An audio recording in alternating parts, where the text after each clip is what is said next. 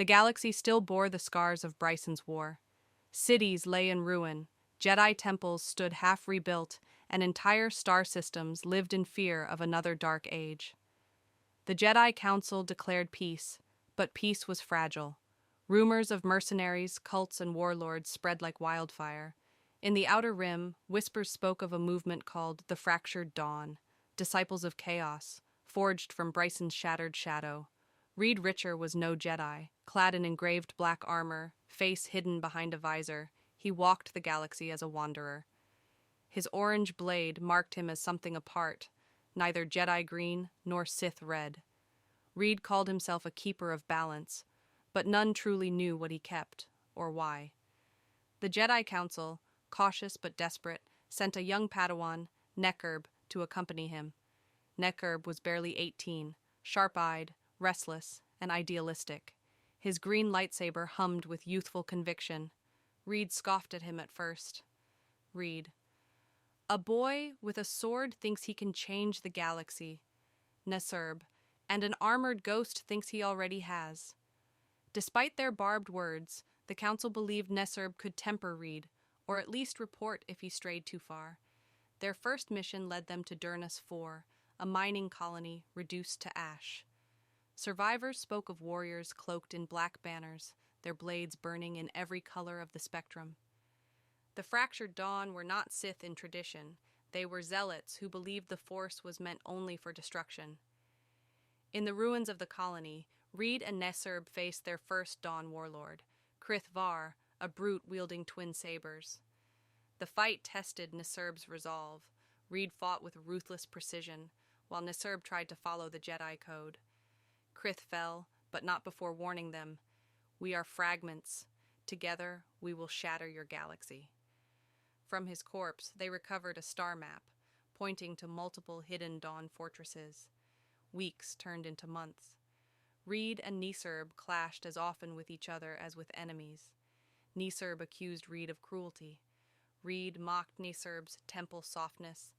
Yet on the battlefield, they fought as one. Neckerb learned Reed's brutal counters. Reed learned Neckerb's patience. A bond grew, though neither would admit it, but secrets festered. Neckerb discovered that Reed had once been trained by the Jedi, long ago, but had turned his back after the Council abandoned a war-torn world. Reed carried bitterness like a scar. Neckerb. You left the Jedi, but you never stopped fighting their battles. Reed. No, I just fight them better. The map led them to Velkaris Prime, where the Dawn's true plan revealed itself. An ancient Sith superweapon buried beneath the planet's surface.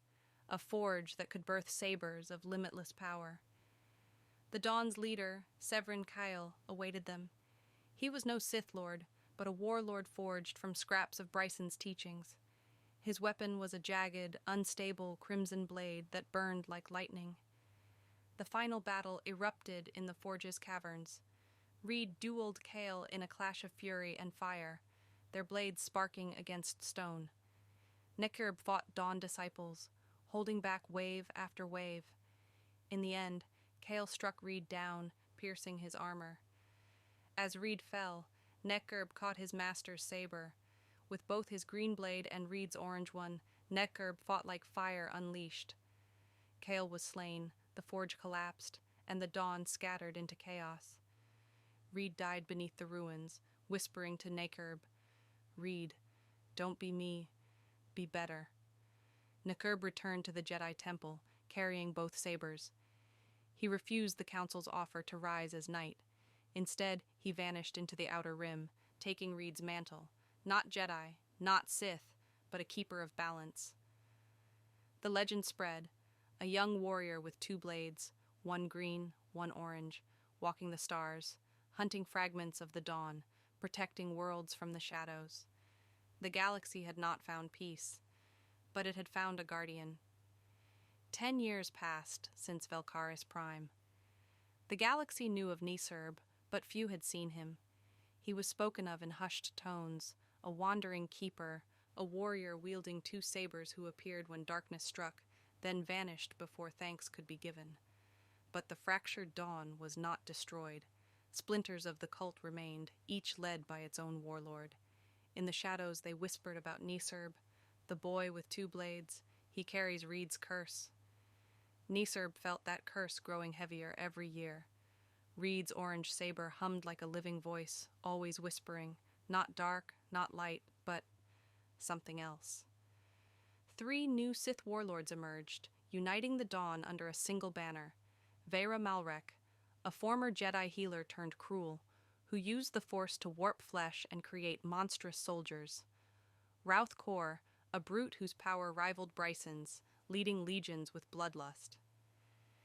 Dailos Kryn, a shadow architect who studied forgotten Sith rituals and claimed he could break even the seal on Bryson's ghost. Together they called themselves the Triumvirate of Ash. Nishurb's journey led him to the ruins of Ossus, where he uncovered Reed's holocron, hidden deep in an abandoned Jedi vault. The holocron was fragmented, but Reed's recorded voice guided him. If you found this, you've chosen my path. Balance is not peace, boy. Balance is survival. The holocron also revealed a chilling truth. Reed had once studied the Force Nexus of Malachor, the same scarred world where ancient Sith superweapons once destroyed Jedi and Sith alike. Nisurb realized the Triumvirate sought the Nexus as well, to twist it into their own forge. Nisurb gathered allies, surviving Jedi, freed mercenaries, and even reformed Dawn deserters. They called themselves the Shard Alliance, vowing to prevent the Triumvirate's rise. The war erupted on Malachor. The battlefield was apocalyptic. Sith war beasts against Jedi guardians, red skies cracked with lightning, and the Nexus pulsing at the planet's heart. Neckerb fought Routh Kor, barely surviving the Berserker's assault by channeling Reed's ruthless precision. Vera Malrek twisted fallen Jedi into abominations, but was slain by her own creation, freed by Neckerb's compassion. At the Nexus, Dailos Kryn revealed his plan, not to release Bryson, but to consume his sealed ghost and ascend as more than Sith. The battle nearly shattered Malachor itself. Neckerb, wielding both sabers, channeled Reed's harsh lessons and his own Jedi heart, and struck Dailos down, sealing the Nexus once more. The Triumvirate was destroyed, but Nisurb saw the truth. Darkness would always return. He stood on the shattered plains of Malachor, looking at the stars. Reed fought for survival. Silver fought for peace. Bryson fought for power. Me? I fight for tomorrow. Nisurb did not return to the Jedi Temple. Instead, he walked the galaxy as the true keeper of balance, neither Jedi nor Sith, the sword in the shadows. But far away, in the unknown regions, a new whisper stirred. Not Bryson, not Sith. Something older, something watching.